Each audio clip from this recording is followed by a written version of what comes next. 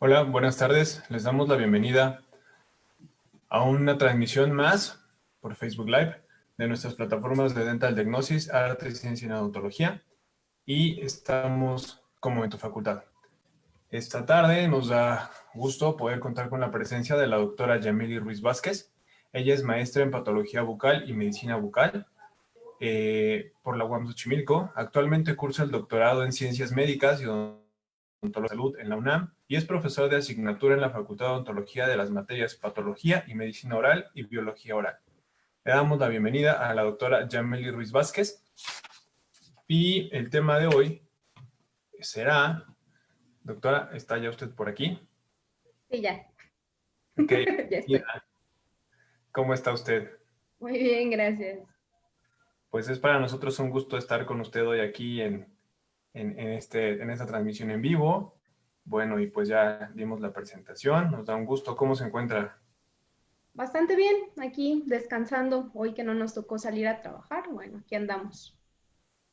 Un gusto. Bueno, pues nos decía nuestro amigo José, vamos a tener diferentes temas y hoy, bueno, nos toca el área de la patología bucal, un tema importantísimo. Y bueno, pues no sé usted si quiera darnos una introducción al tema o comenzar de una vez con la presentación. Pues comenzamos, si quieren, de una vez. Y antes de empezar, les quiero agradecer a ti, obviamente, a ti, Juan, y a José Lauro por la invitación.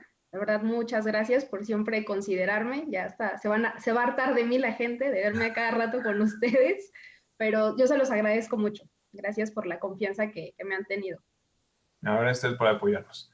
Y pues bueno, comenzamos con la presentación. Perfecto.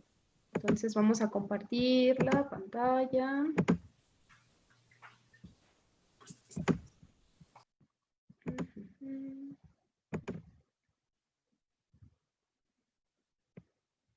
Listo, espero ya puedan ver la pantalla y vamos a comenzar.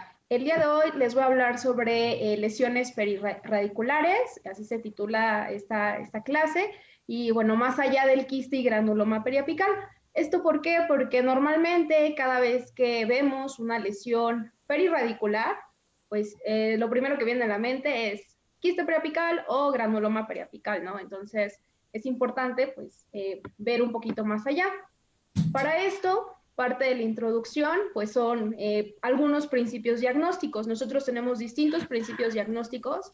Yo creo que para este tema hay dos que son muy importantes. El primero es que para hacer un diagnóstico hay que pensar en él. Yo no puedo dar un diagnóstico si ni siquiera estoy buscando, o sea, no sé si me explico. Es como si incluso estoy pensando en un quiste periapical o en un granuloma periapical, pues hay características no solamente propias de la lesión, sino clínicas, del diente, etcétera, que me van a ayudar a tener un diagnóstico más certero, a saber si realmente es o no es lo que yo estoy buscando. Entonces, eso es importante. Para hacer un diagnóstico, tengo que pensar en él y tengo que saber, ¿no?, cómo voy a pensar en él. Y pues va de la mano con el siguiente principio diagnóstico, que es que los ojos no ven lo que el cerebro no conoce. Entonces, yo no puedo pensar en un diagnóstico si ni siquiera conozco esa patología, ¿no? Si nada más conozco quiste periapical y granuloma periapical, es obvio que únicamente voy a pensar en ello y únicamente todos mis diagnósticos de lesiones periapicales toda la vida van a ser quiste y granuloma periapical. Entonces, necesito conocer un poco más, necesitamos leer, necesitamos pues buscar más allá para tener un panorama mucho más amplio, ¿no? Más que únicamente dos lesiones. Y bueno, ya que tenemos esto, pues como introducción les voy a mencionar que pues si vamos a hablar de lesiones perirradiculares, es obviamente que nos estamos refiriendo a lesiones intraóseas. Entonces, esa es la patología intraósea, es bastante común, se diagnostica mucho, y algo importante de la patología ósea es que para que yo pueda ver pérdida, o sea, es decir, una lesión radiolúcida en el caso de una radiografía o hipodensa en el caso de una tomografía, necesito que al menos se haya perdido el 30% del hueso. O sea, que la lesión ya haya reabsorbido al menos este 30% de hueso. Si no lo ha hecho, es prácticamente imposible que yo pueda observar por medio de alguna imagen este tipo de lesión o la lesión que estoy buscando.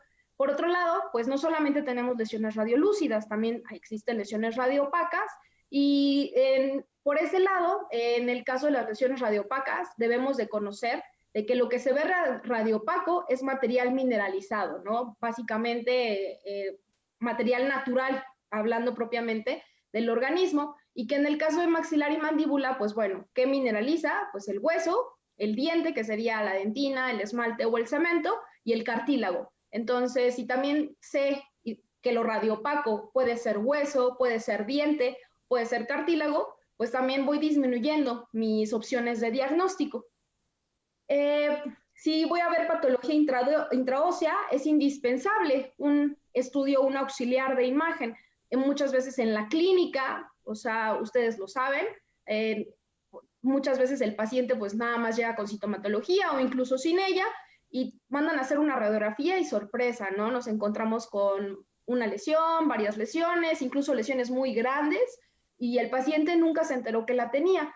Entonces es indispensable cuando se hace una historia clínica y no solamente para patología, o sea, para cualquier área.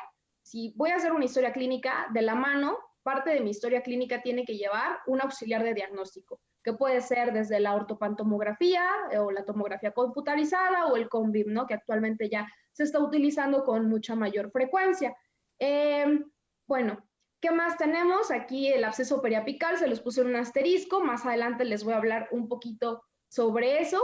Y lo importante es dar diagnósticos diferenciales. O sea, van a decir que estoy traumada con los diagnósticos diferenciales, pero les reitero, nos debemos de abrir el panorama, abrir la mente más allá, no quedarnos con una o dos lesiones que son las clásicas que conocemos. Hay muchas más de ellas, tampoco es que quiero que todos sean patólogos, para nada, pero sí, al menos si tienen al paciente, conocer las características de cuándo voy a pensar en algo y cuándo. Esas otras características nos van a decir, esto que es tan común no es. Entonces, si no lo puedo hacer yo, tengo que derivarlo. Esa es la finalidad de esta charla. Aquí tenemos dos imágenes, ambas son radiografías dentoalveolares, donde vemos que hay lesiones radiolúcidas, las lesiones radiolúcidas están bien delimitadas, probablemente la del lado derecho tiene un borde más corticalizado con la del lado izquierdo. La finalidad de poner de estas dos imágenes es porque también es una duda que a muchos les surge, ¿no? Es como si yo les pongo estas dos imágenes y les dijera, díganme cuál es el granuloma periapical o la periodontitis apical crónica y cuál es el quiste periapical. ¿Lo podrían hacer? Y por eso les digo, surge la pregunta, ¿existe la diferencia imagenológica entre el granuloma periapical y el quiste periapical? Pues realmente, ¿qué creen? No hay diferencia de imagen. Eso de que el quiste es más grande que el granuloma periapical, que el quiste es más corticalizado que el granuloma periapical, o sea, realmente no tiene un fundamento. Todas las series que se han revisado de lesiones periapicales, perirradiculares, propiamente quistes y granulomas periapicales, no muestran diferencias significativas entre la imagen radiográfica de un quiste periapical y un granuloma periapical. Entonces, justamente por esa razón es que son los dos diagnósticos diferenciales cuando vemos una lesión periapical, ¿no? Uno de otra. Sin embargo, como les menciono, hay características que nos van a ayudar a discernir entre cuándo pensar en estas dos lesiones de origen inflamatorio y cuándo pensar en que se trata probablemente de algo más. Entonces, aclaramos la pregunta, no existe diferencia imagenológica entre granuloma y quiste periapical. ¿Qué más? Pues incluso cuando ustedes terminan, hacen una extracción, normalmente lo ideal es que todo producto de curetaje lo envíen a estudio histopatológico, porque no sabemos qué podemos llegar a encontrar ahí. Y vean, aquí tenemos un diente, hicieron la extracción y aquí está todo el tejido blando. Todo esto se tiene que meter a formol, a fijar y enviar para que se haga el respectivo estudio histopatológico, porque de nuevo, ni siquiera una vez que hacen la extracción, tampoco puedo hacer diferencia entre cuándo es un quiste y cuándo es el granuloma periapical, ¿no? Veamos esta que está un poquito más delimitada y la de arriba que es un poco más grande, pero tampoco puedo hacer una diferencia macroscópica, es decir, a ojo clínico, de cuál sería el diagnóstico. El diagnóstico definitivo lo va a dar la histopatología y eso es muy importante y nos tenemos que llevar eso entonces, que cuando después que hagan una extracción, se tiene que enviar el producto ya sea del curetaje, obviamente si viene pues aquí adherido al diente, todo esto es lo que se manda a estudio histopatológico. Y bueno, pues para saber qué hay más allá, primero debo de tener mis bases, ¿no? Entonces, saber qué es lo más común, conocer muy bien qué es lo más común y ya después vemos qué más puede ser, ¿no? Aparte de lo más común. Entonces, comienzo con el granuloma periapical o la periodontitis apical crónica. Esta, pues mal llamado granuloma, ¿no? Periapical, porque un granuloma, por definición, tiene histocitos epitelioides, puede o no puede tener células gigantes multinucleadas, puede o no puede tener necrosis, coagulativa, licuefactiva, etcétera. Tiene infiltrado inflamatorio, bla, bla, bla. Pero aquí, pues, no es un granuloma propiamente, porque no hay histocitos epitelioides y no tienen la forma o la disposición celular de un granuloma. Entonces, por eso es mal llamado así y el término que ahora se prefiere es de periodontitis apical crónica. Bueno, por definición, esto va a ser la proliferación de tejido de granulación. El tejido de granulación sabemos que va a estar formado por infiltrado inflamatorio, que puede ser crónico, mixto o agudo. Neoformación vascular, proliferación endotelial, va a haber presencia de fibroblastos. ¿Por qué? Porque esto a la par va a tratar de estar reparando. Y bueno, también va a haber presencia de bacterias y de material exógeno, no como propiamente de constitución de la lesión del granuloma periapical, pero sí las podemos llegar a encontrar como otro tipo de hallazgos. Imagenológicamente, pues va a ser una lesión radiolúcida, bien delimitada, bien definida, que de nuevo puede o no puede tener el borde corticalizado. El tamaño no importa, vean, esta es muy pequeña, a lo mucho alcanzará 3 milímetros en su diámetro mayor, pero aquí tenemos más imágenes. Y dicen, no, esta es más grande, este es un quiste periapical. No, al final también fueron granulomas periapicales o periodontitis apical crónica, pero vean el tamaño, esta aquí de la imagen superior, probablemente 1 centímetro, esta 1.5, esta más, probablemente 2 centímetros, y otra más pequeña, ¿no? De milímetros. ¿Qué tienen en común todas estas lesiones? Todas son radiolúcidas, sí, todas están bien delimitadas, sí, el tamaño varía entre una y otra, pero lo importante es de que en todas estas lesiones, el dato en común es de que hay un daño en el diente. Eso es lo más importante cuando pensamos, porque al final estas, como les dije, son lesiones de origen inflamatorio. Entonces, debe haber restauraciones mal ajustadas, ya daño pulpar o necrosis pulpar, enfermedad periodontal, traumatismos, fracturas, incluso maloclusión. Todo esto es una causa de este tipo de lesiones. Entonces, si yo estoy pensando en este tipo de lesiones, ¿qué tengo que buscar? Pues la causa. Y si no la encuentro, pues no se trataba de eso. Es de lo que vamos a hablar más adelante. Aquí hay otras imágenes, vean, no, otros dicen, no, es que si está redondito y así, seguramente es un quiste periapical. Pues tampoco, les digo, también fue una periodontitis apical crónica, esta también, y aquí tenemos otras imágenes y todas, de nuevo, radiolúcidas, bien definidas, bien delimitadas. En la localización, pues estamos hablando de lesiones perirradiculares, pues en el ápice del diente, y que, de nuevo, lo más importante es que el diente tiene un compromiso, o sea, ya sea pulpar o compromiso periodontal, o incluso les digo de oclusión, pero hay compromiso, hay un daño, hay un agente que está ocasionando daño al diente. Eso es lo más importante para pensar en este tipo de lesiones. Histológicamente, pues así es como podemos llegar a encontrar nuestros hallazgos cuando tenemos una lesión periapical como es el granuloma periapical. Vamos a ver el infiltrado inflamatorio ahí dispuesto, ¿no? Y como tratamiento, pues si es de origen inflamatorio, pues ya sea pulpar o periodontal, pues va a depender, ¿no? Mi tratamiento, si va a ser tratamiento de conductos o tratamiento periodontal. En algunos casos, en donde no se pueda realizar ningún otro tipo de procedimiento, pues será necesario ser más drásticos y hacer la extracción. Y recuerden, todo lo que se quita se tiene que mandar. Una pregunta que a veces les surge a muchos es de que, le hago el tratamiento de conductos y va a cicatrizar.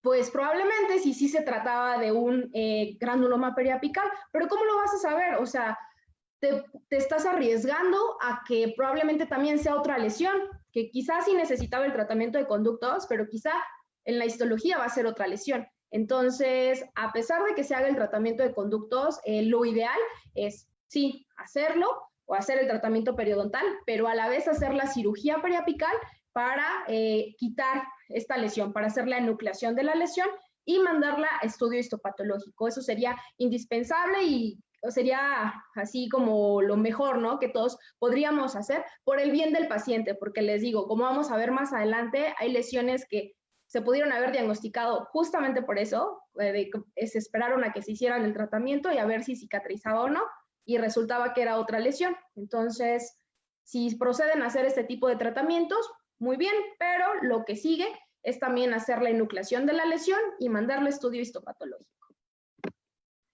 La lesión que va de la mano, pues obviamente ese va a ser el quiste radicular o el quiste periapical. Eso pertenece a los quistes inflamatorios, de acuerdo a la clasificación de la Organización Mundial de la Salud del 2017. Y bueno, va a ser el tipo de quiste odontogénico más frecuente. Representa aproximadamente el 55% de los quistes de la región maxilofacial.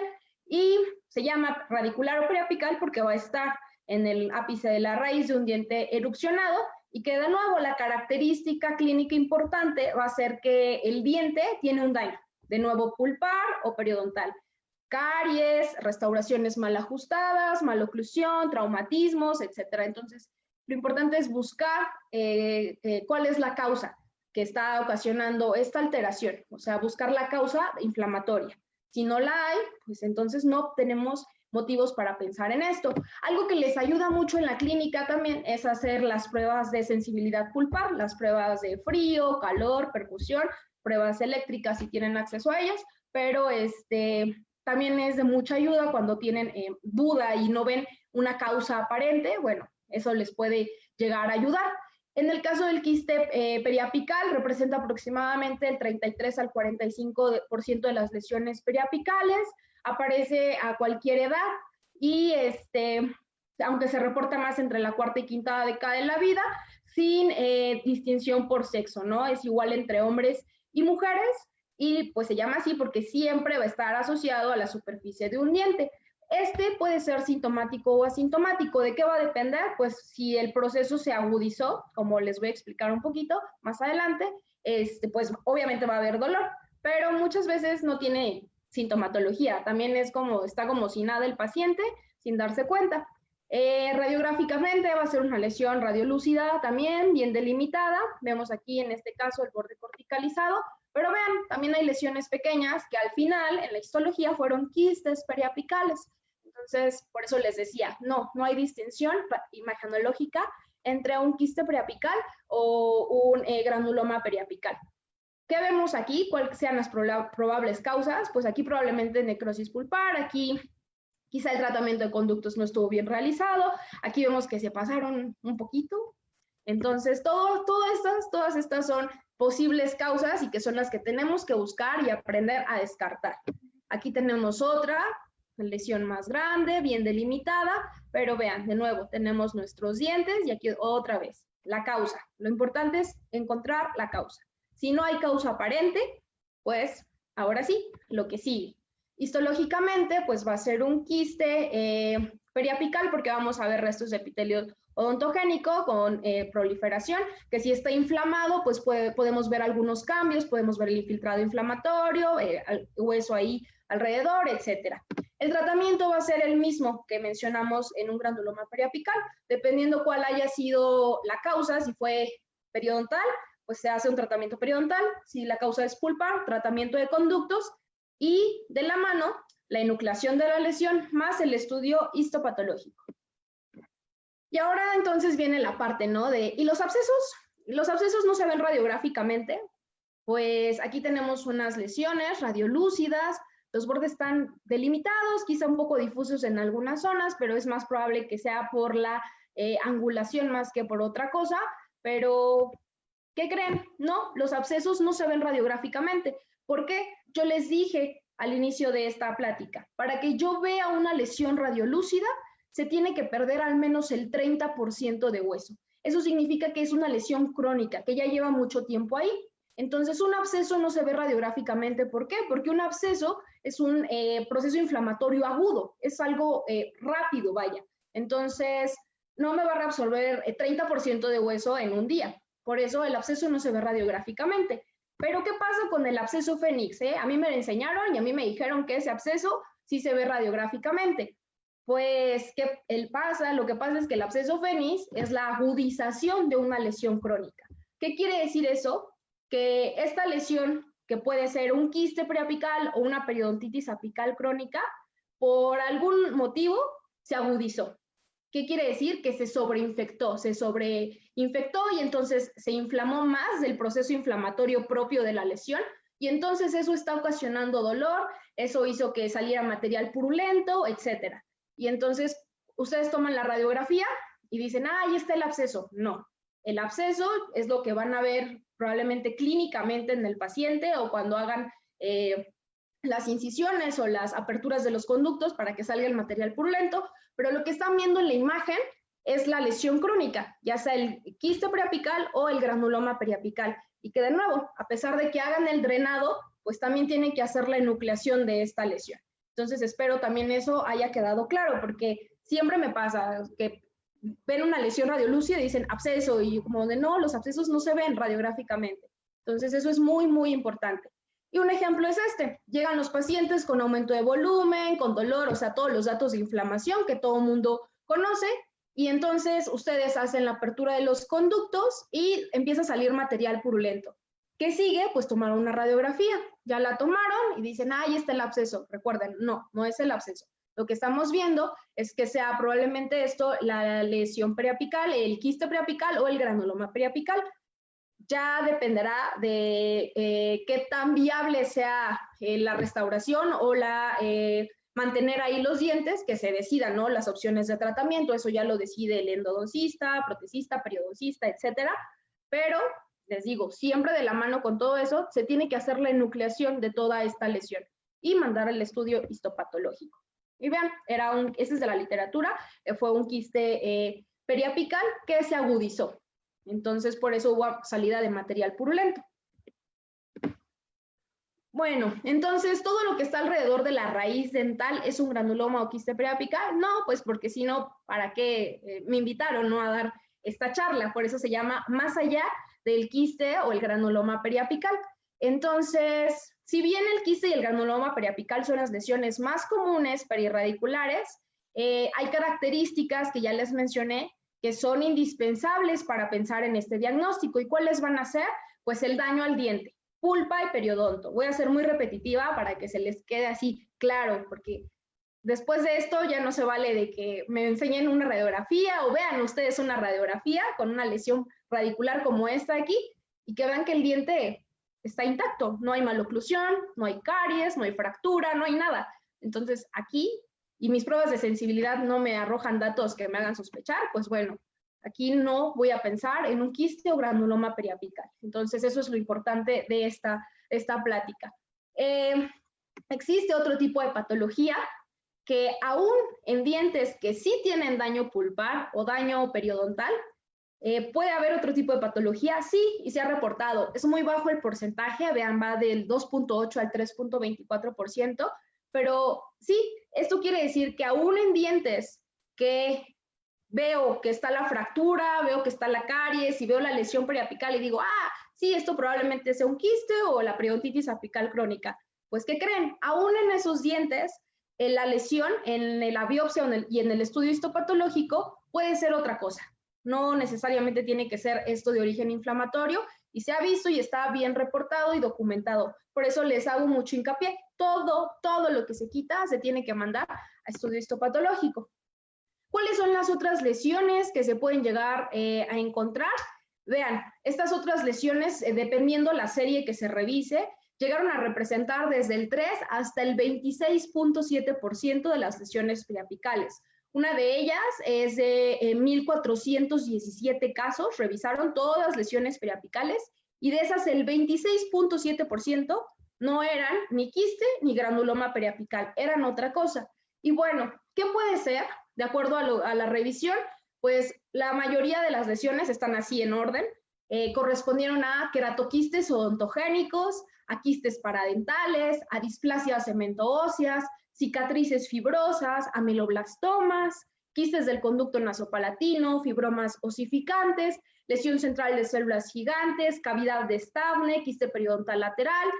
Encontraron una histiocytosis de células de Langerhans en una de las series. En otras series encontraron carcinomas metastásicos e incluso melanomas. O sea, por eso todo lo que se quita se tiene que mandar a estudio histopatológico, porque no sabemos qué podemos llegar a encontrar. Vean, hasta un melanoma apareció por ahí. Y esto nada más en las lesiones radiolúcidas, porque también les dijimos que están las lesiones radiopacas o radiomixtas. Y en estas, las más comunes fueron de nuevo la displasia cemento ósea y el fibroma osificante, también la osteitis condensante, la hipercementosis y el cementoblastoma. Entonces, vean, vamos a mencionar algunas de ellas. Les voy a hacer la presentación de un caso. Esta es una paciente de 17 años, asintomática, y entonces esta es su radiografía dentoalveolar, ¿no? Vemos una lesión radiolúcida, bien delimitada, asociada a este diente. Obviamente, así es como nosotros ya la vimos, ¿no? No llegó con otra radiografía más que esta y la que sigue, que les voy a mostrar a continuación. Pero quien la atendió primero, pues nada más tomó una radiografía similar, una radiografía dentoalveolar similar de la zona, y dijo, tiene la lesión radiolúcida, como alcanzan a ver aquí. Dijo, esto es un quiste, un granuloma periapical, lo que les digo que siempre hacen. Hacen el tratamiento de conductos, muy bonito, pero nunca hicieron la enucleación de esta lesión. Y pues, ¿qué resulta? Pues que pues que esto era parte, ¿no? De algo más grande, que era todo esto. Vean la lesión, cómo va de una zona a otra. Y van a decir, ¿cuántos años tenía? ¿Por qué no tiene tantos dientes? ¿Por qué? ¿Qué creen que pasó? Le hicieron múltiples extracciones porque todo el mundo tomaba radiografías dentoalveolares y todos los doctores por los que pasó pensaban que eran lesiones periapicales inflamatorias. Entonces, ojo, se hizo la punción, sale un material amarillo, pastoso, que es muy característico de esta lesión, que es un queratoquiste odontogénico. Entonces, les digo, podemos encontrar cualquier otro tipo de cosas. Este es otro caso que vimos recientemente con el doctor Saúl.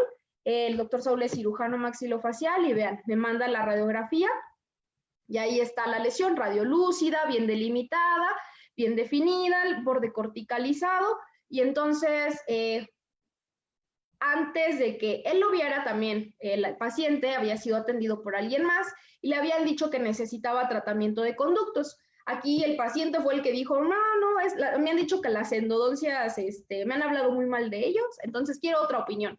Ya fue que acude con el doctor Saúl y pues el doctor Saúl dice, esto no es periapical, vayamente de pulpa o de periodonto, ¿no? No es inflamatorio. Y hizo sus pruebas de sensibilidad, nada, ningún hallazgo.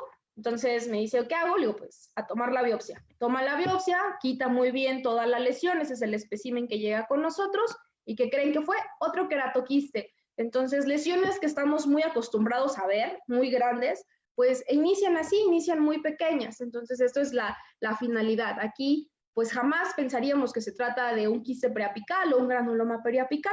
No hay, vean los dientes, están completamente sanos. Quizá podríamos pensar en maloclusión, pero aún así, vean, no tiene estas características que les digo de buscar una causa inflamatoria, siempre que pensamos en esto.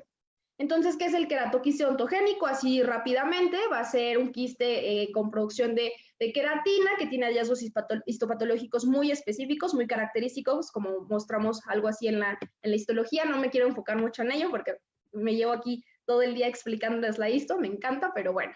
Va a representar del 10 al 20% de los quistes de origen odontogénico y lo importante es que tiene un amplio o gran potencial de crecimiento y eso debido a que se ha encontrado que existe la mutación en un gen que es el PTCH1 y que también se asocia a otro tipo de entidades, no solamente el queratoquiste tiene esta mutación, tiene por lo mismo una alta tasa de recurrencia y lo que todo el mundo conoce del queratoquiste es pues que está asociado a un síndrome, en el caso de que sean múltiples, que es el síndrome de Gorlin-Goltz, ¿no? Que hasta en un 5% se puede asociar cuando son queratoquistes múltiples. Aparece en dos picos de edad, principalmente entre la segunda y la tercera década de la vida, y el segundo pico es entre los 50 y los 70 años. Entonces lo vemos en pacientes jóvenes, pero también en pacientes adultos. y el sitio principal es mandíbula, en la parte posterior hasta en un 60-80%. En la imagen se va a caracterizar por ser radiolúcido, uni o multilocular. Multilocular, les digo, estas lesiones grandes que todo el mundo ya está acostumbrado a ver y dice, ah, esto es queratoquiste, ¿no? Pero como la pequeña que veíamos en el caso, pues también así inician. Estas lesiones grandes tienen un inicio pequeño. Entonces, de nuevo, la localización es en mandíbula y como va a estar asociada a los dientes, hay que aprender a discernir de que aquí pues no va a haber una causa inflamatoria y entonces hay que hacer también la enucleación de esta lesión. Aquí tenemos otro caso de una mujer de 49 años. Y me van a decir, esto pues ni siquiera ya tiene diente ahí alrededor. Bueno, así es como llega este paciente. La paciente llega así, llega con esta radiografía, pues aquí tiene el aspecto clásico, ¿no? Radiolúcido, multilocular, dices, ah, es un queratoquiste, un ameloblastoma, un mixoma odontogénico, etcétera. Empezamos a hacer diagnósticos diferenciales. Y se nos ocurre preguntarle, oiga, ¿y tiene radiografías previas? Sí, sí tengo radiografías previas. Vean, esta es de hace 2 años. Ah, ¿qué hay de diferente entre la radiografía que nosotros vimos y la de hace 2 años? Un diente de más. Y ese diente de más, ¿qué le hicieron? Tratamiento de conductos. Entonces, y antes de llegar con nosotros, le hicieron la extracción de ese diente, porque seguían pensando que era inflamatorio. Pero ¿cuál era el error? Una, no era inflamatorio, y la otra es que nunca enviaron el tejido a estudio histopatológico, o quizá nunca quitaron tejido para estudiar. Y nos dice, pero tengo otra radiografía. ¿Ah, sí? ¿Cuál es? Es esta. Y dices, oh, Dios mío. Entonces, la diferencia entre una, otra y otra es que en la primera radiografía, pues están todos los dientes y está el tercer molar. Y en el tercer molar vemos esta lesión radiolúcida, bien delimitada, asociado a la raíz del diente. Entonces, ¿qué pasó? El doctor que atendió a esta paciente dijo, ay, esto es un quiste periapical. Le voy a hacer la extracción del tercer molar y ya. Le hizo la extracción y si cureteó, pues el producto del curetaje lo tiró a la basura, nunca lo envió a estudiar. Y si no cureteó, pues por eso, ¿no? Con mucho mayor razón. ¿Qué pasó? Pues siguió creciendo la lesión y le echaron la culpa al segundo molar, fue por eso que le hicieron tratamiento de conductos y también le hicieron la extracción, pero ojo, o sea, esto se pudo haber diagnosticado así, no ya como cuando nosotros la vimos, ¿no? Una lesión más grande. ¿Por qué? Porque el pronóstico cambia ya entre una lesión más grande y otra para el paciente. Entonces, vean cómo se pudo haber hecho el diagnóstico. Sí, parecía una lesión periapical inflamatoria, probablemente, pero pues no habían datos que me dijeran que esto podría ser un quiste o granuloma periapical. Vean, el diente, a pesar de que es un tercer molar, no tiene caries, no tiene al parecer enfermedad periodontal, no hay restauraciones, parece que está en una buena oclusión, entonces no había un motivo para pensar de que tenía un origen inflamatorio. Y les reitero, en caso de que sí se hubiera pensado que es un granuloma o quiste periapical, pues el protocolo, si fue hacer la extracción, producto de curetaje a estudio histopatológico, siempre, porque esto se pudo haber diagnosticado desde mucho antes. Vean, aquí está de nuevo, y esto fue un ameloblastoma. Este es el estudio histopatológico de la biopsia de la lesión ya más grande de la primera radiografía que les mostré.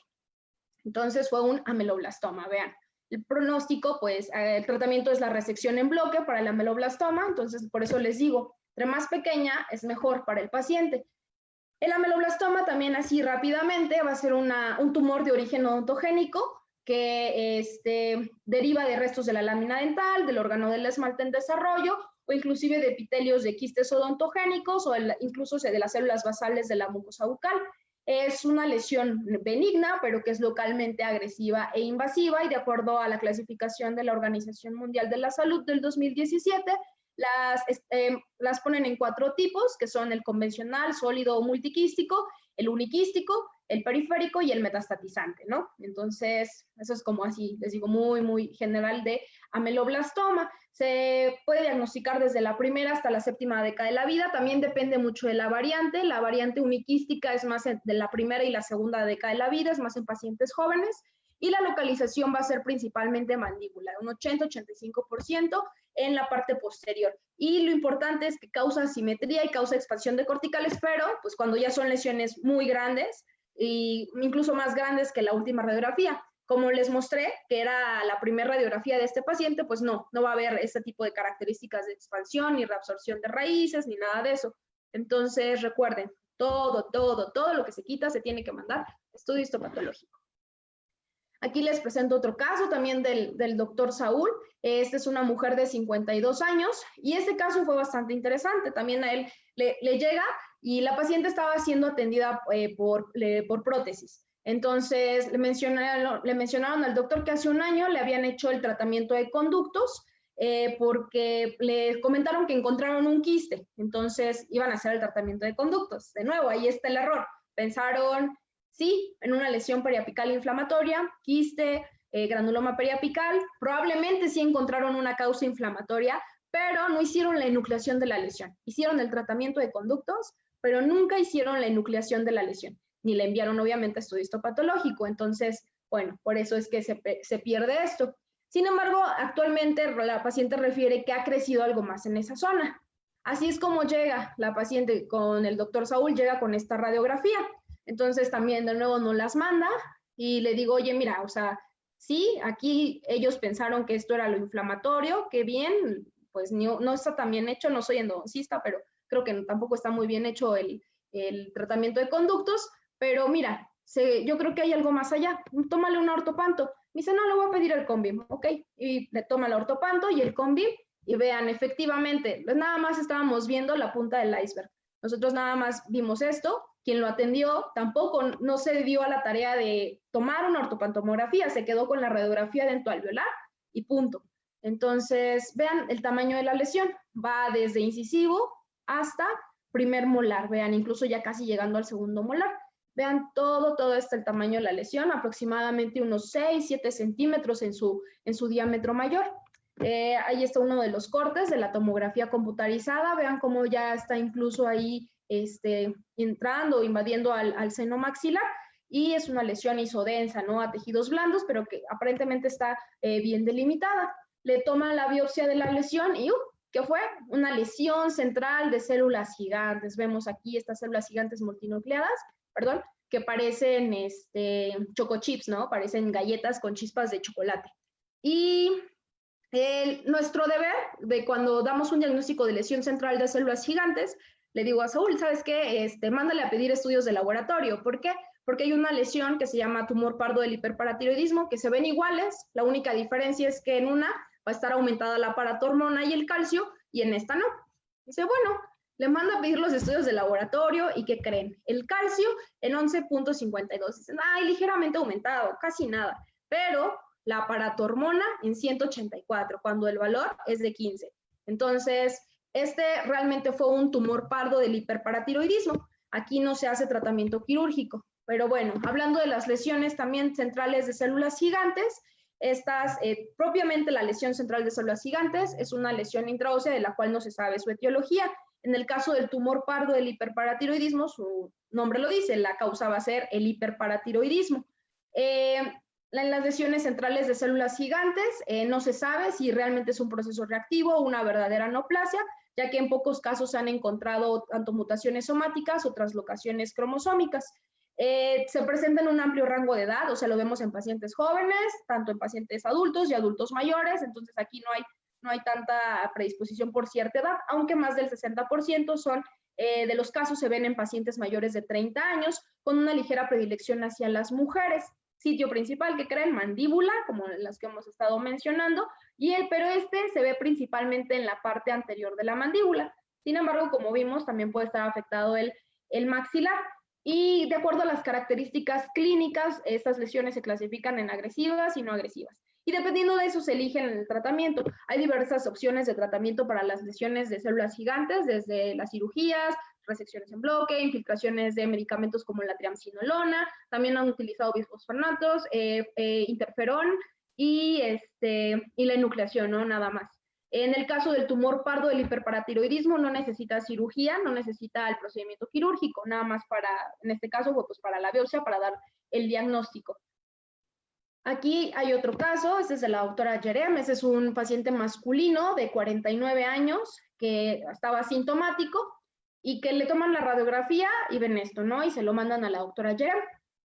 Y lo vemos y dicen, Bueno, es periapical, quiste periapical. Les dice Jerem, no, mira, está aquí calcificando, ¿sí ven? Tiene material ahí mineralizado. Entonces, ¿qué dijimos que mineraliza?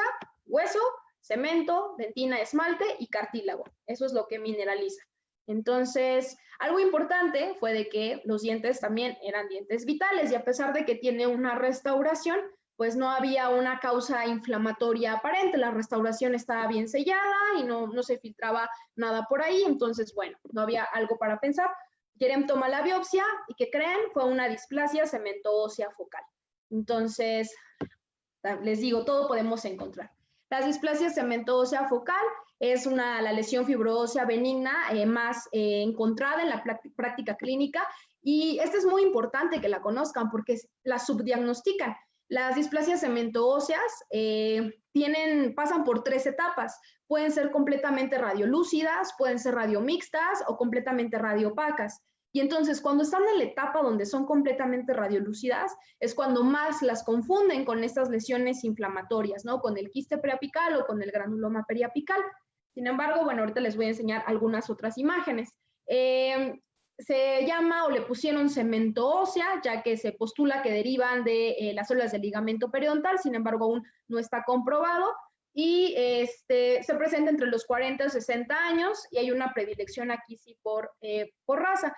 Se va a clasificar en displasia cemento ósea focal, periapical y florida. Focal es cuando está afectado un solo sitio, periapical parte anterior de la mandíbula y florida más de un cuadrante. Vean, aquí tenemos la lesión radiomixta. Vean que está bien delimitada, está asociada a la raíz, pero sí alcanzo a ver el espacio del ligamento periodontal y el hecho de que sea radiomixta de nuevo me dice que aquí hay material mineralizado. Entonces, mi diagnóstico de displasia cemento ósea focal. El diente va a ser un diente vital y vean, tampoco hay caries, no hay enfermedad periodontal, no hay maloclusión, etcétera. Hay que descartar siempre, siempre, siempre una causa inflamatoria. Les mencionaba que la periapical se va a llamar así porque va a estar en el periápice de los dientes anteriores mandibulares. Vean aquí cómo están en la imagen de la izquierda, completamente radiopacas ya en esta etapa. Pero, ¿qué seguimos viendo? El espacio del ligamento periodontal, eso es muy importante. Sí se alcanza a ver el espacio del ligamento periodontal y los dientes, todos son dientes vitales. Y aquí vemos que están en la etapa mixta, también están en la misma localización, los dientes son completamente vitales, pero las lesiones son mixtas. Y en el caso de la florida, se llama así porque están afectados varios cuadrantes. Vean, aquí está afectado tanto maxilar y mandíbula. Y lo que yo les mencionaba era justamente esto, que si ustedes toman una radiografía dentoalveolar, por ejemplo, de esta zona, que me imagino que fue lo que ocurrió aquí o aquí en todos los dientes que tienen tratamiento de conductos, vean, si tomaron una radiografía de aquí, pues nada más se van a quedar con que, está una lesión radiolúcida, bien definida, bien delimitada, pero no estamos viendo el panorama, no estamos viendo qué hay más allá. Entonces, al tomar la ortopantomografía, vemos que no solamente es una, sino que son múltiples lesiones. Y unas sí son radiolúcidas, otras son radiomixtas y otras ya están completamente radiopacas. Por eso les digo, esto es muy importante porque se subdiagnostica, sobre todo cuando son únicas, así con esta presentación. Si fuera única, con mucha mayor razón la llegan a confundir con quistes o granulomas periapicales, pero de nuevo, aquí no van a ver causas como enfermedad pulpar o periodontal. Se puede ver también cuando están en la etapa de completamente radiopaca, siguen estando en el periápice de los dientes y lo importante es que, les digo, son asintomáticas y así como ven que está afectado todo el maxilar y toda la mandíbula, es más, mejor dicho, hasta el 98% de estas lesiones no ocasionan expansión de cortical, o sea, es muy raro que lleguen a ocasionar. Y aquí vemos otra, pero con un aspecto mixto. De nuevo, están bien delimitadas, están asociadas a las raíces de los dientes, son varios cuadrantes, mixtas, los dientes son vitales, ¿ok? ¿Qué es? Displasia cemento ósea florida, ¿ok? Para la displasia cemento ósea florida, aquí realmente no necesita tratamiento, se puede tomar la biopsia nada más, les digo, sobre todo en la focal, que es donde más difícil a veces es hacer el diagnóstico clínico, en la florida es mucho a veces más clásico, pero bueno, se puede tomar la biopsia para tener el diagnóstico certero Y una vez que se da el diagnóstico de displasia cemento ósea, recordemos que es una entidad pues benigna y que a pesar de que es una lesión fibrosa, yo les dije, en esta es en el 98% de ellas no hay asimetría ni expansión de corticales, entonces tiene un comportamiento bastante adecuado, por lo que la recomendación es nada más tener el seguimiento radiográfico de los pacientes y que en algunos casos hay que considerar, ¿no?, ciertos tratamientos. Por ejemplo, si van a colocar un implante, pues obviamente en estas zonas donde están las lesiones, el implante no se va a osteointegrar, entonces esa sería una de las contraindicaciones. Y en el caso de tratamientos de ortodoncia para estos pacientes, los movimientos tienen que ser mucho más lentos. ¿Por qué? Porque estos depósitos de material calcificado van a ser, de por sí la mandíbula no es tan vascularizada como bueno, es menos vascularizado el hueso que el del maxilar. Ahora, imagínense que le suman que hay depósito de material más mineralizado, pues unos movimientos bruscos pueden llegar a ocasionar necrosis y osteomielitis de la zona. Entonces, eso es lo único en lo que se debe tener cuidado. Lo ideal es nada más tener el seguimiento. Aquí tenemos otro caso de un paciente masculino de 54 años y vean, tiene una lesión radiopaca, ya le cambiamos, ya vimos mixtas, ya vimos radiolúcidas, pero aquí es radiopaca. Y está por donde está la raíz de ¿quién? De este molar, pero ¿qué tiene el molar? Pues está, prácticamente ya no tiene corona, tiene fractura y le hicieron también ahí un tratamiento de conductos. Y entonces esta es una imagen clásica de ¿qué? Vean, de una osteitis condensante, ¿no? Una osteomielitis esclerosante focal. Esa es como otra de las lesiones que vemos en las lesiones periapicales, pero radiopacas. Es de las más comunes. ¿Por qué les menciono esto? La mayoría de las veces a mí me ha tocado que nos interconsultan con diagnósticos de cementoblastoma y yo les voy a hablar algo de las características. En el caso del cementoblastoma tiene que estar firmemente asociado a la raíz del diente y se pierde el espacio del ligamento periodontal. Eso es algo muy importante. Aquí vean, puede estar asociado a la raíz, puede estar un poquito más abajo, pero el espacio del ligamento periodontal sigue íntegro, está todavía bien definido, entonces no tendríamos por qué pensar en cementoblastoma. Aquí tenemos otro caso. Esta es una chica de 17 años y vean cómo está aquí la lesión radiopaca en el primer molar inferior y que está de nuevo en el periápice, ¿no? En la raíz. Aquí la vemos a mayor acercamiento y está lo que les menciono. De nuevo aquí nos los interconsultaron y nos dijeron, ¿qué te parece un cementoblastoma? Así de, no, ¿por qué no? Sí, ¿por qué no si se ve radiopaco? Pues porque de nuevo el cementoblastoma tiene que estar íntimamente asociado a la raíz, prácticamente está sumergida la raíz dentro de la lesión y lo más importante es el espacio del ligamento periodontal. Aquí está preservado. Si esperáramos o sospecháramos de un cementoblastoma, esto se pierde, se difumina el espacio del ligamento periodontal. Eso es de suma importancia para estos diagnósticos de lesiones radiopacas. Y aquí hay otra. Vean, aquí se ve de nuevo un diente con fractura, al cual también le hicieron tratamiento de conductos y vemos la lesión radiopaca. Aquí se alcanza a ver que hay un halo radiolúcido alrededor de ella, pero tampoco es un cementoblastoma. Vean, está si bien asociado a la raíz, que sigo viendo el espacio del ligamento periodontal y que hay una causa, ahí está la causa inflamatoria, que también es algo importante. La osteitis condensante o la osteomielitis esclerosante focal va a ser un área de hueso esclerótico asociado al ápice de los dientes, pero que necesariamente tiene que tener un estímulo inflamatorio crónico, es decir, que casi igual que el quiste y el granuloma periapical, necesitamos que el diente tenga fractura, enfermedad pulpar, periodontal, maloclusión, etcétera.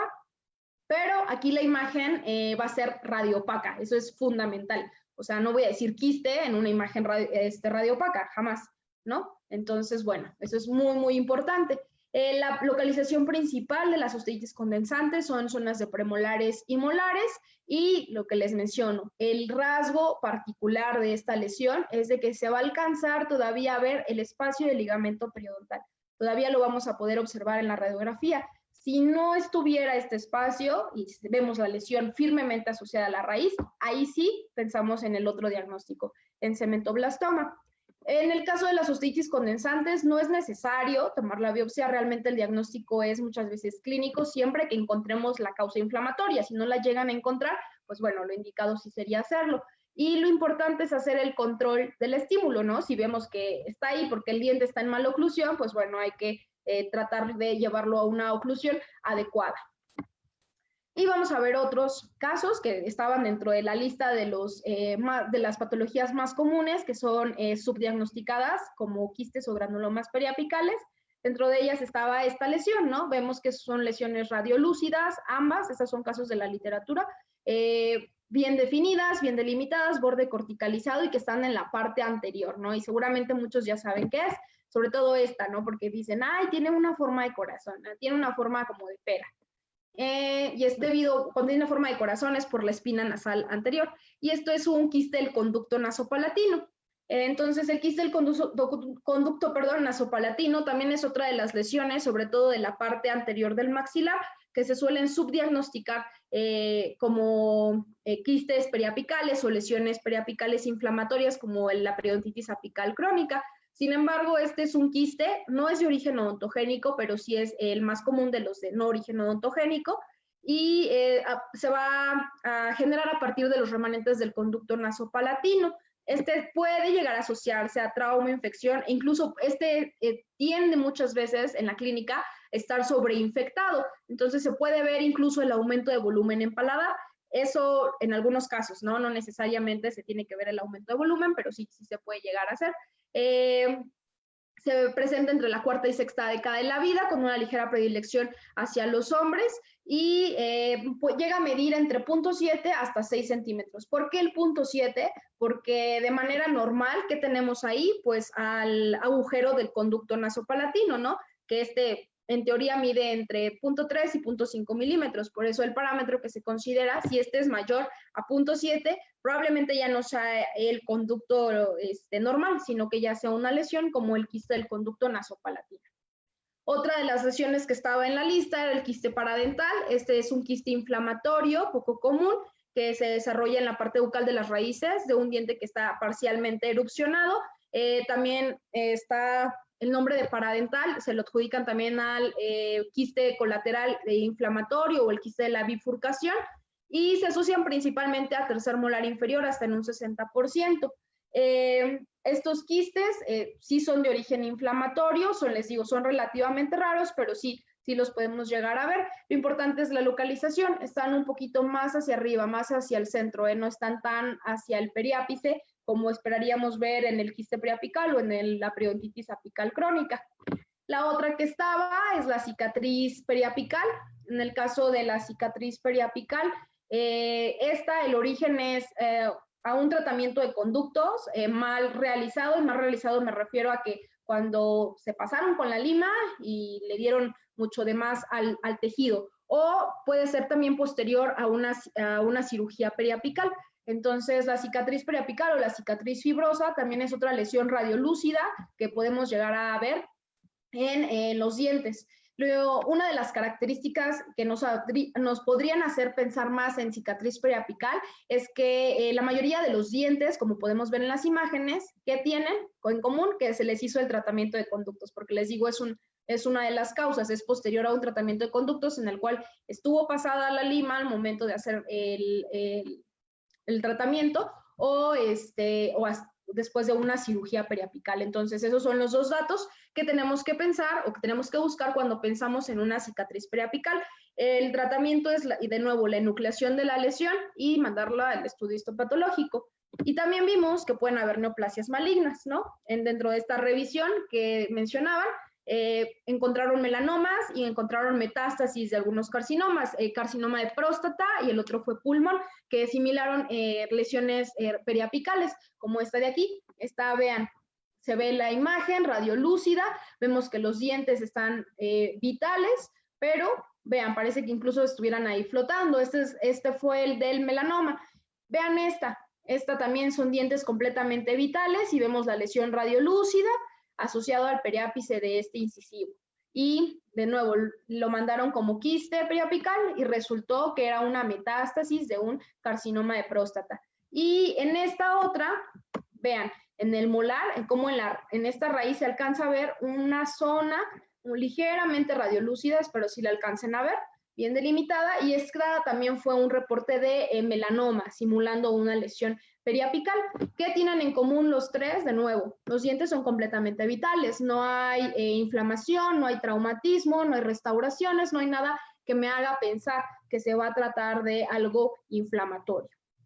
Entonces, bueno, como conclusión, ¿qué les podemos decir? Pues que existe un amplio espectro, ¿no? Como vimos, de patología perirradicular y que no necesariamente tiene que ser de origen endodóntico o de origen periodontal. Ya vimos que podemos encontrar queratoquistes, podemos encontrar ameloblastomas, podemos encontrar lesiones de células gigantes e incluso lesiones malignas, neoplasias malignas. Entonces, por eso es muy importante. Que también es importante llevarnos que tienen que hacer las pruebas clínicas necesarias. ¿A qué me refiero con esto? Si estamos pensando en una lesión de origen inflamatorio, tienen que buscar la causa inflamatoria. Si no la encuentran, no es inflamatorio, es otra cosa, eso es muy importante. Y de paso, pues en esta también recuerden, los abscesos no se ven radiográficamente, ¿ok?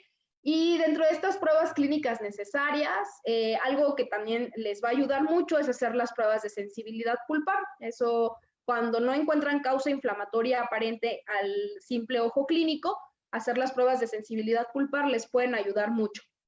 Y si no, todo eso salió negativo, pues recuerden, es otra cosa, no se trata de algo de origen inflamatorio. Tenemos que también los dientes con enfermedad pulpar o periodontal pueden parecer otro tipo de patología y se los mostré en las revisiones de las series de patologías periapicales, pues encontraron que aún en dientes que parecía y todo apuntaba que era un quiste y un granuloma periapical porque había traumatismo, porque había filtración en la incrustación, etcétera, pues a pesar de eso, el estudio histopatológico arrojó que eran otras cosas, que se trataba de otras entidades. Entonces, por eso, recuerden, toda la enucleación de lesiones, todos los productos de curetaje, alguna extracción, etcétera, todo eso se tiene que mandar a estudio histopatológico porque no sabemos qué podemos encontrar. Y recuerden, entre mejor y antes sea el diagnóstico para el paciente, pues es mucho mejor el pronóstico. Y algo que siempre les digo a mis alumnos es, pues si tienen dudas, lean y pregunten, ¿no? Eso es lo más importante y si le van a preguntar, pues pregúntenle a alguien que sí sepa, ¿no? Porque si le preguntan a alguien que no sepa, pues le va a ir peor al paciente. Bueno, eso ha sido todo. Supongo que ahorita van a haber unas preguntas. Les dejo ahí mis datos, este es mi correo y esta es nuestra cuenta de Instagram. Ahí subimos casos, subimos tanto casos clínicos como imágenes histológicas de repente. Entonces, si se quieren entretener un rato, pueden pasarle a dar una vista a la cuenta de Instagram. Y pues por mi parte sería todo. Muchísimas gracias. Espero hayan llevadose algo de este aprendizaje y bueno, de esta plática hayan llevado un poco de aprendizaje, ¿no? Y bueno, eso es todo. Muchas gracias. Doctora, muchas gracias por su participación. Agradecemos infinitamente pues nos acompañe y nos ayude a llevar un poco de conocimiento a todos en la comodidad de la casa, pero como en tu facultad. Y pues sí tenemos ya varias preguntitas, muchos saludos desde Argentina, un saludo también. Bueno, estamos llegando lejos y creo que la patología es un área de la medicina, de la odontología, que debe estar presente siempre, ¿no? De aquí tenemos preguntitas como de Scarlett Meribet. Justamente pregunta si tiene usted algún libro bastante completo de quistes y tumores que recomiende. Ok. Yo dije, yo no, todavía no. Espero en algún momento escribirlo, pero no, todavía no. Que les recomiende sobre quistes y tumores odontogénicos, pues pueden leer el capítulo de la OMS de quistes y tumores odontogénicos del 2017. Yo creo que ahí viene bastante resumido, es como obviamente todos los datos, toda la epidemiología que hay, y vienen, les digo, muy resumidos tanto las características clínicas, histológicas y de tratamiento. Entonces, por ahí se podrían apoyar. De acuerdo. Luis Cervantes nos hace una pregunta interesante.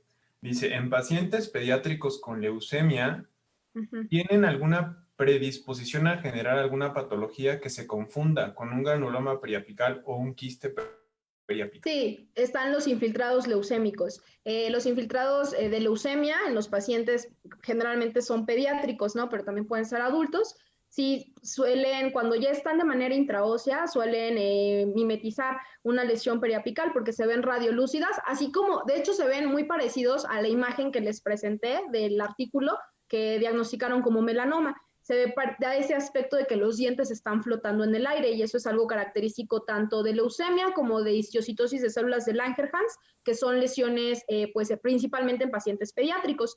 Y clínicamente también tiene otro tipo de lesiones, incluso antes de ver el infiltrado en los pacientes con leucemias, clínicamente se ven ya las úlceras de los pacientes, de los niños con leucemia. Son unas úlceras dolorosas, pero que tienen un depósito enorme y muy grueso de fibrina, que eso es algo muy, muy característico. No va nada con lo que estamos hablando, pero sí, regresando a la parte de imagen o radiográfica, sí también se pueden ver algún tipo de lesión así. Ok. Diana Morán nos pregunta si, bueno, en lesiones pequeñas, ¿cuándo pensar en controlar con el tratamiento o pensar en una enucleación? Es lo que yo les comenté, o sea, por eso les hice mucho hincapié, es como, haces el tratamiento y tienes que hacer la enucleación, porque no sabes, o sea, tú no puedes ver en la clínica qué es, ¿no? Puedo suponer que es un quiste periapical, puedo suponer que es un granuloma periapical, pero quien me va a definir es la histopatología. Por eso les puse justamente el caso del paciente con el ameloblastoma. A ella le hicieron la extracción, le pudieron haber hecho también el tratamiento de conductos como se lo hicieron al otro diente, pero nunca hicieron la enucleación, entonces dejaron pasar años para eso y en esos años la lesión pasó de ser una lesión de 8 milímetros a ser una lesión de 3 centímetros, cuyo tratamiento pues ahora fue la resección en bloque, ¿no? O sea, le quitaron del molar, o sea, de la rama de la mandíbula hasta región de premolar, o sea, un tratamiento bastante radical. Entonces, justo para evitar eso, todo lo que se quita, el protocolo es mandarlo a estudio histopatológico. Y si deciden hacer, les digo otra vez, tratamiento de conductos o si fue algo periodontal, perdón, hacen tratamiento periodontal, pues bueno, de la mano va la enucleación de la lesión. Eso de esperarme a ver si cicatrizo o no, es realmente echarse un volado, es arriesgarse. O sea, no sabes si, pues qué bueno, qué suerte tuviste, pero si no, pues ya le diste en la torre al paciente, ¿no? Porque si era otra lesión, en esos meses que tú esperaste a que cicatrizara, la lesión ya creció. Entonces, bueno. Ok. También nos preguntan que si el tratamiento para osteomielitis esclerosante es el tratamiento de conductos. Para la osteomielitis esclerosante focal es dependiendo también cuál sea la causa. La causa vimos que es inflamatoria. Si fue pulpar, pues sí hay que hacer el tratamiento de conductos. Si es por maloclusión, de hecho la mayoría de las que yo he visto son porque ya el diente tiene fractura y ya está en maloclusión más que propiamente por la parte pulpar, sino porque ya no tiene una oclusión adecuada y entonces todas esas cargas tienen que ver ahí con la presencia de esta lesión. Pero sí, es dependiendo cuál sea la causa, ese es el tratamiento a seguir. En esas sí no recomendamos tomar biopsia porque el diagnóstico es más clínico, les digo, a menos de que se sospeche o tengas mucha duda, ¿no? De que realmente puede ser otra cosa. Ok. Nos pregunta González Julio. Bueno, excelente charla, doctora. En la hipercementosis, ¿el espacio del ligamento periodontal se conserva o se pierde? Ok, en la hipercementosis, lo más característico, bueno, sí puede estar preservado, pero muchas veces se pierde. Por eso lo más característico y como para diferenciarlo del cementoblastoma es la disposición de la lesión. En la hipercementosis vamos a ver que está el aumento de las zonas radiopacas, pero parece que están en forma de gota. Eso es como algo muy, muy característico. Están como los acúmulos así y en forma de gota alrededor del periápice de la raíz. En la mayoría de los casos está difuminado. ¿De qué va a depender de que esté preservado todavía o no el espacio del ligamento periodontal? ¿A qué edad se haga el diagnóstico? En etapas tardías, o sea, ya una persona adulta, mayor, que tiene hipercementosis, es muy probable que el espacio del ligamento periodontal no se vea, pero en un paciente joven sí, es probable que sí se alcance a ver todavía, pero vamos a ver, les digo, la presencia de estas lesiones radiopacas en forma de gota, que es lo más característico. De acuerdo. Nos pregunta también Itzel Williams. Dice, existiendo uno o más tratamientos de conducto previos en el mismo diente involucrado, ¿Cómo diferenciar una cicatriz de una lesión periapical? Ok, si ya hiciste tu tratamiento de conductos y ya hiciste la enucleación de la lesión y la mandaste a estudio histopatológico, ahí sí te queda esperar, después de eso, el lapso que normalmente esperas, ¿no? Que es de 3 a 6 meses para que empiece a reparar. Después de esto, pues si empieza a reparar, tú ya tienes de la mano, pues al estudio histopatológico. El resultado te va a decir, ¿fue un quiste o fue un granuloma en su momento? Si después de eso, no sé, a los 2 años tú vuelves a ver una lesión radiolúcida en la zona o la lesión al año todavía sigue igual, no desapareció, pues entonces vuelves a hacer lo mismo. Ves si tu tratamiento de conductos fue adecuado o el tratamiento periodontal fue adecuado, vuelves a hacer la enucleación de la lesión y el estudio histopatológico te va a decir, si fue otro quiste o granuloma periapical, quiere decir que el tratamiento que diste no estuvo de manera adecuada. Pero si ya te digo en el estudio histopatológico es una cicatriz fibrosa, la cicatriz fibrosa quiere decir que, bueno, fue consecuencia como de esto, ¿no? Una mala reparación, pero el hecho de que tú hagas la segunda intervención, un buen curetaje, una buena enucleación, va a ayudar a que repare ahora sí de manera adecuada. De acuerdo. Nos preguntan en el caso de la meduloblastoma, ha dado muchas preguntas. Nos pregunta Julio González, si en un inicio se pensaba en un quiste, la manipulación o curetaje puede exacerbar la agresividad de la lesión o acelerar el crecimiento. No, no. O sea, el hecho de que lo toques no tiene nada que ver con el comportamiento, ¿no? Obviamente se va a inflamar como todo, pero hasta ahí. Aquí lo importante fue que no lo mandaron a estudio histopatológico, o sea, por eso les hago mucho hincapié en esto. Si ustedes hacen una extracción, producto de curetaje, estudio histopatológico. Si hice algo más, pues bueno, así, al estudio histopatológico. Recuerden, eso es lo fundamental. Siempre, siempre, siempre tenerlo. Que fue lo que no hubo aquí. Por eso llegó a crecer tanto. O sea, es normal que haya crecido tanto en ese tiempo, sí, pero no debió hacerlo porque se debió diagnosticar a tiempo. De acuerdo. Nos preguntan acerca de la hiperplasia fibrosa cicatrizal y la fibroplasia cicatrizal. Nos preguntan si es lo mismo y a qué se refiere, qué es. Y en la misma pregunta dice, si se curetearon estas lesiones, ¿se podría esperar que se vuelvan a formar tejido cicatrizal? A ver, no, una hiperplasia fibrosa es una lesión de la mucosa bucal, es una lesión reactiva. Yo hablé de la cicatriz fibrosa o cicatriz periapical. Esa es una cicatriz tal cual, la proliferación de tejido conectivo que no fue de manera adecuada, entonces que no permitió que en lugar de que se depositara hueso ahí, que hubo mayor depósito de colágena. Entonces es muy diferente a la hiperplasia fibrosa. La hiperplasia fibrosa es de mucosas, ¿no? Yo estoy hablando de una lesión intraósea que es la cicatriz fibrosa o cicatriz periapical. Entonces, esta, les digo otra vez, es una mala reparación, no se permitió el depósito de hueso, nada más se formó colágeno ahí y por eso se ve como una lesión radiolúcida. Entonces, si yo de nuevo, si persiste, si sigue esto, pues seguimos con el mismo protocolo. Ver que el tratamiento de conductos, el tratamiento periodontal se haya hecho de una manera adecuada. Si todo eso está bien, pues, y si no, volverlo a hacer y de la mano hacer otra vez la enucleación de la lesión y mandarla a estudio histopatológico.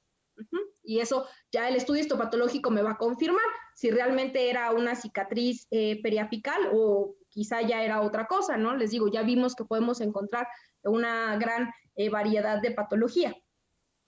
Ok, doctora. Nos quedan dos preguntitas más. Una es de Maite Moore y dice que en pacientes con tratamiento por artritis, ¿cómo se tratan las lesiones? Pues igual, no hay ninguna otra indicación. Lo único es que pues si vas a dar algún otro tipo de medicamento, es lo que debes de tener cuidado, pero les tienes que hacer tratamiento de conductos, de nucleación, o sea, no hay ninguna otra contraindicación, o sea, respecto a la parte ósea, respecto al abordaje, todo sigue igual. Ok, aquí hay una pregunta muy, muy larga. A ver, vamos a leerla. Dice, estimada doctora, con respeto, es de Olimpia Delgado Castillo, y dice, con respecto al melanoma que usted menciona, localizado en la zona anterior de la mandíbula, mencionó uno como producto de una metástasis de un carcinoma de próstata. ¿Qué edad tenía su paciente? Y dice, tengo entendido que un carcinoma es bastante agresivo. Dependiendo de la edad del paciente varón, podría yo entender que se produjo una metástasis hasta la mandíbula. Tengo entendido que esto no es muy frecuente, es un paciente mayor. El cáncer de próstata es de avance lento. Esta metástasis que usted menciona en la mandíbula como resultado de un carcinoma de próstata, sin lugar a duda, es poco frecuente. Es bastante larga. Pues en los casos que les presenté, las malignas, les digo, dos eran melanomas y el otro sí era una metástasis de próstata. Son de la literatura, esos no son míos. Y no recuerdo ahorita la edad del paciente, pero sí, o sea, probablemente era un adulto mayor. Pero sí hay metástasis de próstata a hueso. Hemos visto metástasis, yo no, como lesiones periapicales, por eso no las puse, las he visto como otros tipos.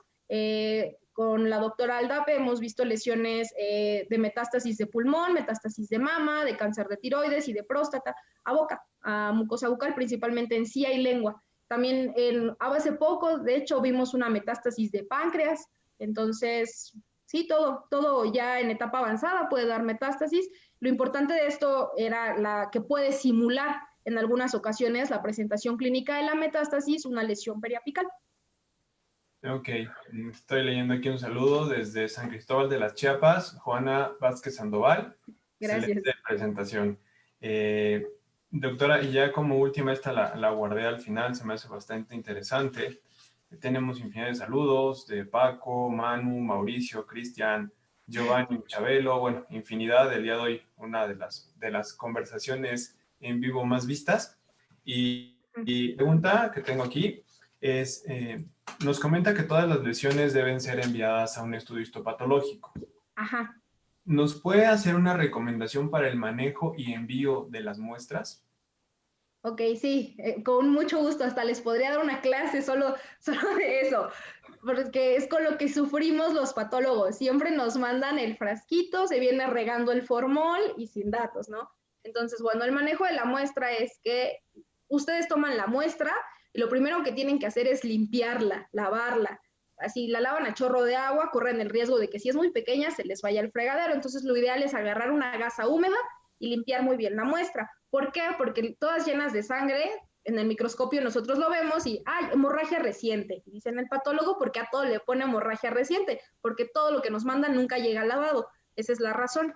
Entonces, bueno, eso es lo principal. Ya que la lavaron muy bien, lo que sigue es colocarla en formol. Se tiene que colocar en formol al 10% y ya con eso no le pasa nada. No se necesita meter al refrigerador, no se necesita ponerla ahí al congelador o cosas así, ¿no? Puede estar a temperatura ambiente sin ningún problema.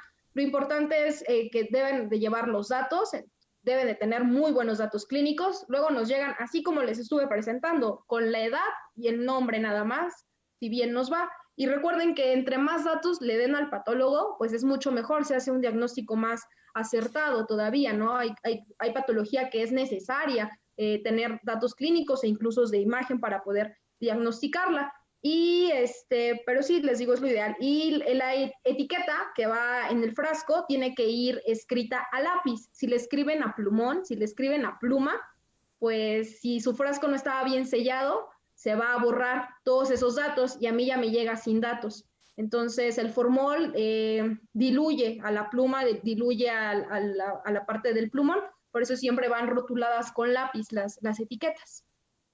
Y bueno, ahora con lo de la contingencia, siempre les pedimos que nos avisen y demás, que una vez que coloquen, limpien con hipoclorito ahí alrededor del frasco, la coloquen en una bolsita Ziploc y ya nos las entreguen. Con la solicitud por aparte, porque si meten la solicitud otra vez con el frasco y se viene saliendo el formol, se va a mojar la solicitud y se van a borrar los datos. Ok, sí, es interesante lo del lápiz. Muy buen tip. Doctora, una última. Nos escribe Minuti Jesus. Excelente plática, doctora. Y nos pregunta, para un paciente con manejo de bifosfonatos, ¿cómo sería el tratamiento de estas lesiones? Ok, lo único es que, pues, o sea, sería como darles una clase de biofosfonatos también. Hay que tomar muchas consideraciones. Recuerden que el hecho de que un paciente esté tomando bifosfonatos no quiere decir que no lo pueden tocar y no le pueden hacer nada, ¿no? O sea, para que se desarrolle una osteonecrosis por bifosfonatos, lo que vamos haciendo es una suma de factores de riesgo. Entonces se tiene que hacer una buena historia clínica. Sabemos que hay condiciones que incluso más que una cirugía pueden ser predisposisoras o predispuestas para que se desarrolle una osteonecrosis por medicamentos. Una de ellas puede ser la presencia de anemia, por ejemplo, muchas veces es un factor de riesgo de hasta un 14-12%.